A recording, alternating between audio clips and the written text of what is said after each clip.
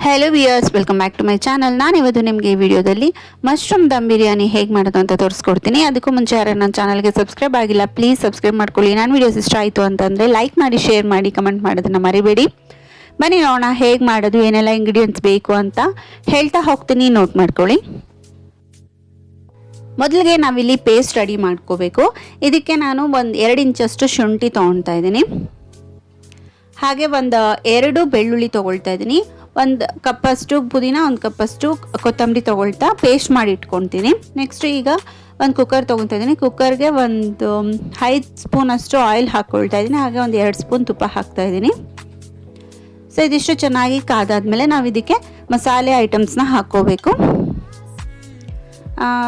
ಚಕ್ಕೆ ಒಂದು ಇಂಚಷ್ಟು, 4ರಿಂದ 5 ಲವಂಗ, 2 ಬೇ ಲೀಫು, ಆಮೇಲೆ 1-2 ಏಲಕ್ಕಿ, 1 ಸ್ಪೂನಷ್ಟು ಜೀರಿಗೆ, 1 ಸ್ಪೂನಷ್ಟು ಸೋಂಪು,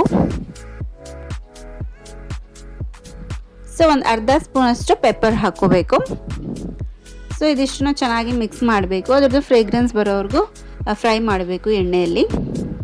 ನಿಮ್ಗೆ ಇದೆಲ್ಲ ಐಟಮ್ ಸಿಗಲಿಲ್ಲ ಅಂದ್ರೂ ಪಲಾವ್ ಹಾಕ್ತೀವಲ್ಲ, ಪಲಾವ್ ಐಟಮ್ಸ್ ಸಿಗುತ್ತಲ್ಲ, ಸೊ ಅದನ್ನು ತೊಗೊಂಡು ಬಂದು ನೀವು ಯೂಸ್ ಮಾಡ್ಕೋಬಹುದು.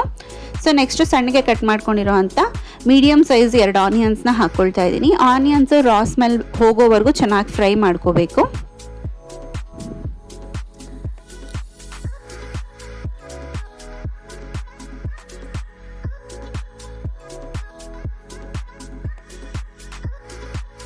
ಸೊ ಆನಿಯನ್ಸು ಎಷ್ಟು ಚೆನ್ನಾಗಿ ಫ್ರೈ ಆಗುತ್ತೋ ಸೊ ನಿಮಗೆ ಬಿರಿಯಾನಿನೂ ಸಹ ಅಷ್ಟೇ ಚೆನ್ನಾಗಿರುತ್ತೆ ಟೇಸ್ಟು. ನೆಕ್ಸ್ಟ್ ನಾವು ಪೇಸ್ಟ್ ಮಾಡ್ಕೊಂಡಿದ್ದೀವಲ್ಲ, ಗ್ರೀನ್ ಪೇಸ್ಟ್, ಅದನ್ನು ಹಾಕ್ಕೊಳ್ತಾ ಇದ್ದೀನಿ. ಸೊ ಇದನ್ನು ಅಷ್ಟೇ ಅದ್ರದ್ದು ರಾ ಸ್ಮೆಲ್ ಹೋಗೋವರೆಗೂ ಚೆನ್ನಾಗಿ ಫ್ರೈ ಮಾಡ್ಕೊಳ್ಳಿ ಆಯಿಲಲ್ಲಿ ಮತ್ತು ಆನಿಯನ್ಸ್ ಜೊತೆ.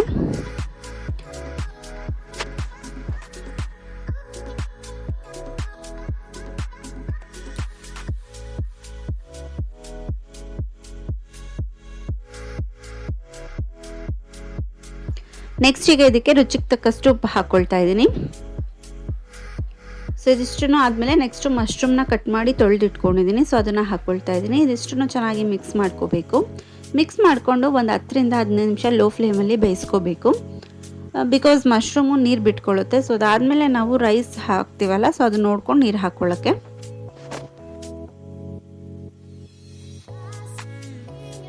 ನೆಕ್ಸ್ಟ್ ಇದಕ್ಕೆ ನಾನು 1 ಸ್ಪೂನಷ್ಟು ಯೆಲ್ಲೋ ಪೌಡ್ರ್ ಹಾಕ್ಕೊಳ್ತಾ ಇದ್ದೀನಿ.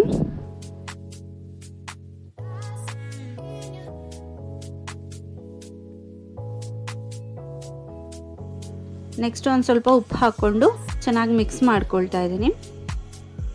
ಸೊ ಇದಿಷ್ಟನ್ನು ಚೆನ್ನಾಗಿ ಮಿಕ್ಸ್ ಮಾಡ್ಕೊಂಡಾದ್ಮೇಲೆ ಇದಕ್ಕೆ ನಾನು ದಮ್ ಬಿರಿಯಾನಿ ಪೌಡರ್ ಹಾಕ್ಕೊಳ್ತಾ ಇದ್ದೀನಿ. ಸೊ ನಾನಿಲ್ಲಿ ಯೂಸ್ ಮಾಡ್ತಾ ಇರೋದು Kings dum biryani powder. So ನಾನಿಲ್ಲಿ ಒಂದು 2 ಪಾಕೆಟಷ್ಟು mushroom ತೊಗೊಂಡಿರೋದ್ರಿಂದ full 1 ಪಾಕೆಟಷ್ಟು dum biryani powder ಹಾಕ್ಕೊಳ್ತಾ ಇದ್ದೀನಿ. ಹಾಗೆ ನಾನಿಲ್ಲಿ 1 ಫುಲ್ ಕಪ್ಪಷ್ಟು ಅಕ್ಕಿ ತೊಗೊಳ್ತಾ ಇದ್ದೀನಿ. ಸೊ ಇದಿಷ್ಟು ಪೌಡ್ರ್ ಹಾಕಿಬಿಟ್ಟು ಮಿಕ್ಸ್ ಮಾಡಿಬಿಟ್ಟು ಒಂದು 2 ನಿಮಿಷ ಲಿಡ್ ಕ್ಲೋಸ್ ಮಾಡಿ ಕುಕ್ ಮಾಡ್ಕೋಬೇಕು.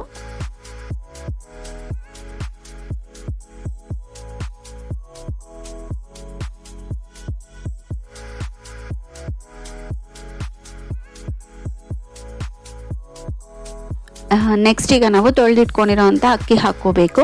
ನಾನಿಲ್ಲಿ 1 ಕಪ್ಪಷ್ಟು ಅಕ್ಕಿ ತೊಗೊಂಡಿದ್ದೀನಿ. 1 ಕಪ್ ಅಕ್ಕಿಗೆ 2 ಕಪ್ಪಷ್ಟು ನೀರು ಹಾಕ್ಕೋಬೇಕು ಅಳತೆ. ಸೊ ಈಗ ನೀವು ಇದನ್ನು ಅಕ್ಕಿನ ಚೆನ್ನಾಗಿ ಮಿಕ್ಸ್ ಮಾಡಿಬಿಟ್ಟು ಆಲ್ರೆಡಿ ಮಶ್ರೂಮಲ್ಲಿ ನೀರು ಬಿಟ್ಕೊಂಡಿರುತ್ತಲ್ಲ, ಸೊ ಅದನ್ನು ನೋಡಿಕೊಂಡು ನೀವು ನೀರು ಹಾಕ್ಕೊಳ್ಳಿ. ಸೊ ಇಲ್ಲಿ ಟೇಸ್ಟ್ ಚೆಕ್ ಮಾಡಿಬಿಟ್ಟು ಉಪ್ಪು ಮತ್ತು ಖಾರ ಹಾಕ್ಕೋಬೋದು.